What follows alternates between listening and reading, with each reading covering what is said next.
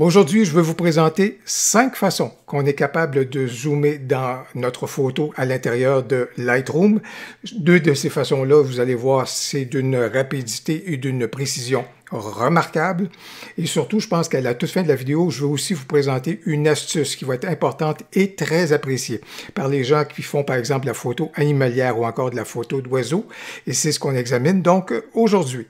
Si c'est la première fois que vous visionnez une de mes vidéos, bonjour, mon nom est Louis Lavoie, je suis l'auteur du blog et de la chaîne fairedelabelephoto.com. C'est une chaîne qui s'applique à partager avec vous des trucs, des conseils, des astuces de même que des découvertes afin que vous puissiez progresser dans le domaine de la photo. Si vous aimez des vidéos comme celle-ci, n'hésitez donc pas à cliquer sur j'aime, n'hésitez surtout pas à vous abonner. Je vois que vous vous intéressez à la retouche photo avec Lightroom, ben ça tombe bien, j'ai justement plusieurs vidéos sur le sujet. Lightroom est un logiciel de retouche photo qui a plein de belles fonctions, mais qui a également plein de recoins. Il y a des éléments qui sont parfois cachés, qu'on ignore, qu'on ne connaît pas, et que, dans le fond, ce que je vais m'appliquer aujourd'hui à faire émerger ceux-ci. Pour situer la chose, je me tourne vers Lightroom avec sa version 10.2. Je vous dirais que ce que je vais vous présenter en particulier s'appuie sur la version 10 de Lightroom, parce que lorsqu'on a fait le passage à la version 10, il y a une ou deux fonctions de zoom qui sont ajoutées, qui sont très intéressantes, très puissantes, et que je vais vous présenter. Et je le signale à nouveau, si vous faites de la photo d'oiseau ou encore si vous faites de la photo de détail, restez bien jusqu'à la fin de la vidéo parce que j'ai une astuce que je pense que vous allez beaucoup apprécier.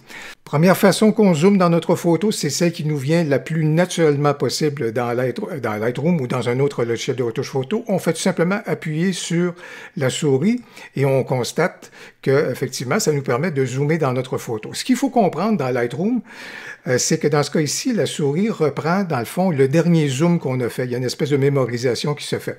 Alors, par exemple, dans ce cas ici, si je zoome un tout petit peu juste de 20%, admettons, dans ma photo, et que je reviens, bien, vous pouvez constater que dans ce cas ici, bien, alors que tout à l'heure, vous avez vu un comportement où je zoomais beaucoup dans ma photo, comme c'est là, à ce moment-là, dernier zoom que j'ai fait à 20%, voilà donc ce que le logiciel a retenu, ou en fait ce que la souris a pu retenir.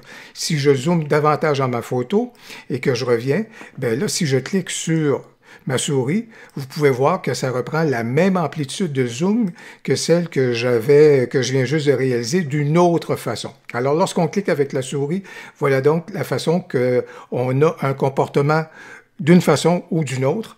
C'est toujours donc avec une espèce de mémorisation de la dernière exposition. Rajoutons tout de suite dans l'équation un raccourci clavier qui est intéressant de connaître, c'est-à-dire la touche Z. Z comme zèbre, comme Zanzibar.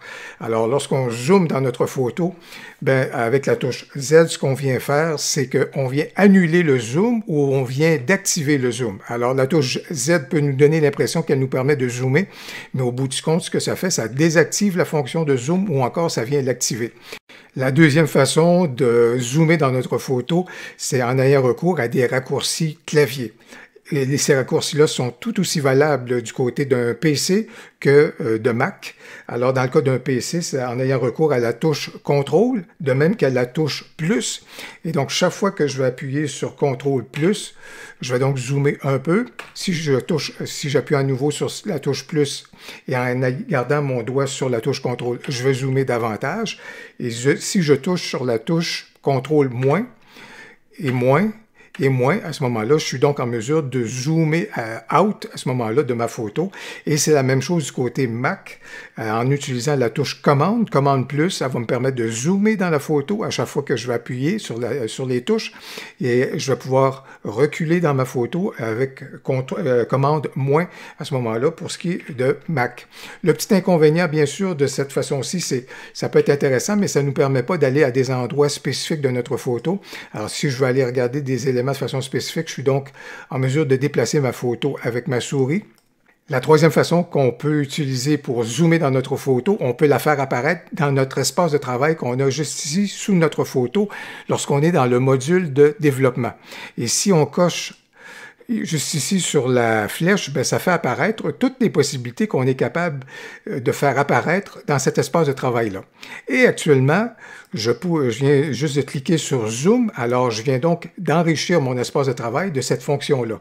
Et avec cette fonction-là, donc vous pouvez donc voir que maintenant, je suis donc capable de gérer facilement à ce moment-là la possibilité non seulement de zoomer, mais également à quelle amplitude je suis capable de réaliser donc mon zoom et surtout de revenir également par rapport à mon affichage initial.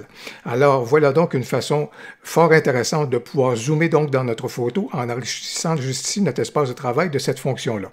Si vous avez les dernières versions de Lightroom, vous allez beaucoup apprécier la 4e et la 5e façon que je vais partager avec vous pour zoomer dans votre photo. Alors, dans le cas de la 4e façon, vous appuyez sur la touche majuscule. Et en appuyant sur votre souris, ce que vous constatez, c'est que celle-ci vient de se modifier. Elle prend la forme d'une loupe et vous voyez une flèche vers la gauche et vous voyez une flèche particulièrement vers la droite.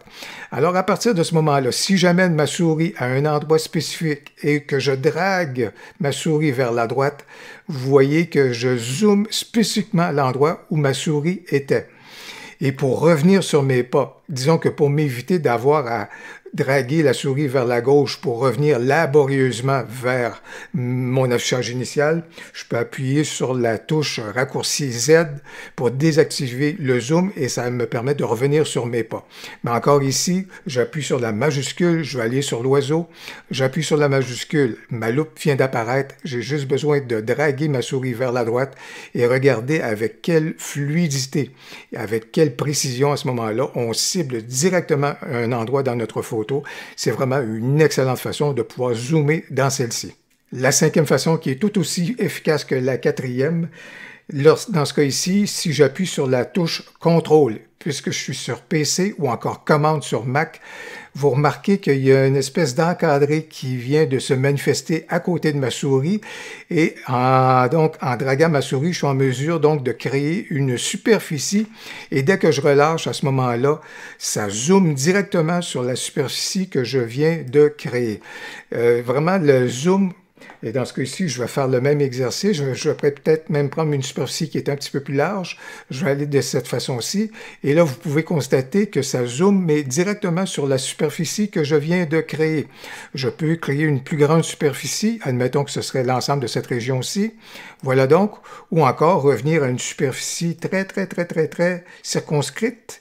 Par exemple, en l'occurrence celle-ci, et vous voyez, ça vient vraiment zoomer sur la superficie que je viens de faire, et j'ai juste besoin soit de cliquer sur ma souris ou encore, évidemment, la touche raccourci Z pour revenir sur mes pas et reprendre un affichage normal. Vraiment, avec la 4e et la 5e façon, là, c'est d'une performance et d'une fluidité formidable de la part de Lightroom. Et maintenant pour l'astuce dont je vous avais parlé, et en particulier pour les gens qui ont toute une séquence de photos sur un même sujet, comme en l'occurrence dans ce cas ici, la mésange, j'ai plusieurs photos de ma mésange, et j'aimerais bien donc voir lesquelles ou laquelle peut être la plus intéressante à retoucher. Et là, je vais donc zoomer au niveau de ma mésange pour voir sa posture, la position, voir si à ce moment-là, ma mise au point, elle est tout à fait correcte d'une photo à l'autre. Alors, ce que je vais faire, je vais me servir donc de l'astuce dont je viens juste de vous parler pour justement pouvoir zoomer dans ma photo. Ici, je vais donc cibler ma photo. Alors, ça me permet donc de voir celle-ci, mais si j'arrivais, puis je disais à ce moment-là, très bien, je veux comparer avec ma 2e photo. Alors, vous savez bien qu'à ce moment-là, avec l'exercice de comparaison, en général, si je zoome un endroit dans une première et que je compare avec une autre, ça va aller zoomer au même endroit dans la 2e photo. Ça, c'est tout à fait intéressant et vous connaissez l'astuce. Par contre, là où ça commence à être laborieux, c'est que je peux quand même pas faire l'exercice parce que j'ai toute une séquence juste ici. Alors, l'astuce que je veux vraiment partager avec vous, je vais sortir du mode donc de comparaison. Je vais juste choisir cette photo-ci. Voilà donc ma mésange dans ma première photo et je vais aller dans Affichage. Et je vais juste ici venir lui dire de verrouiller la position du zoom.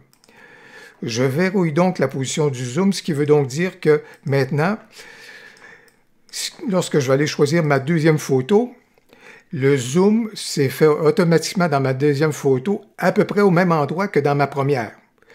C'était au même endroit dans le cadrage. Alors voilà donc qui me permet rapidement d'arriver à l'endroit que je souhaitais.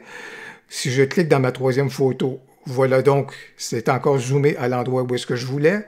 Ma quatrième, ma cinquième, et vous voyez que ça me permet, et parfois j'ai juste besoin de tout simplement replacer un peu mon sujet, et vous voyez, de cette façon-ci, ça permet rapidement, lorsqu'on a un sujet unique, mais qu'on veut aller d'une photo à l'autre et toujours regarder un peu le rendu sur ce sujet-là, bien, ça permet de zoomer donc et d'accéder rapidement à l'intérêt de notre photo, donc grâce au verrouillage du zoom, comme je viens de vous le montrer dans Affichage. Comme vous pouvez le constater, Lightroom a plein de belles possibilités et plein de richesses qu'on gagne à découvrir. Si vous avez aimé les conseils et l'astuce que j'ai partagée avec vous, n'hésitez donc pas à cliquer sur j'aime et surtout, n'hésitez pas à commenter. J'ai bien hâte de vous lire. Au plaisir, à la prochaine.